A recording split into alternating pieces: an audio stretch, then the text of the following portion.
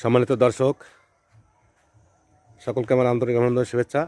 আমি এই মুহূর্তে চলে এসেছি একটি আম বাগানে। আপনারা দেখতে পাচ্ছেন বেশ কিছু গাছ একটি বাড়ির মধ্যে। এই যে বিভিন্ন প্রজাতির গাছ, আম গাছগুলো একটু খেয়াল করে দেখুন কি সুন্দর গাছ। এগুলো সবই কলমের গাছ।